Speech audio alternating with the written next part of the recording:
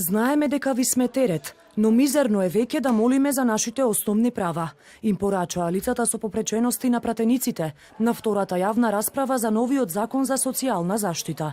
Реформа со додаток од 7.000 денари не прифаќаме. Едногласни се невладините здруженија. Ние треба да имаме физикална терапија за да поживееме малку подолго. Знам дека сме можеби за вас терет на државата, меѓутоа се случува и јас некогаш бев здрав и одев летав, меѓутоа се деси тоа што се деси, сега имам потреба. Со износот од 7.000 денари, според мене овој закон не е прифатлив.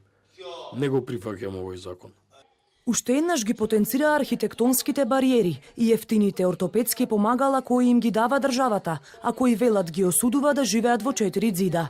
Родителите на лицата со попречености побараа и во законот да се изедначат нивните права со правата на згрижувачките семејства.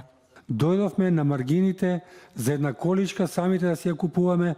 Еве, ја, например, платив 2000 евра за една количка, пошто нас ни се нуди од државата количка од 100 евра, која на улица ти е страв да излезиш и не знаеш дали ќе те издржи. И зошто не се одобри персонален асистент да биде родителот на детето со посебни потреби? Па да ми простите, син ми има 26 години, он не може да се ослободи сега него друг да го негува. Ке го негува, што да го изнесе, како што рекоа претходните, да го прошета, да го врати, а каде е интимната нега? На оваа дебата не присуствуваше министерката за труд и социјала, па во името на министерството зборуваше нејзиниот секретар, кој уверува дека со законските измени се зајакнуваат правата на ранливите категории. Треба да се осврнуваме кон законот со лични примери, пошто секогаш некој може да најде приметба или некој да бара право повеќе.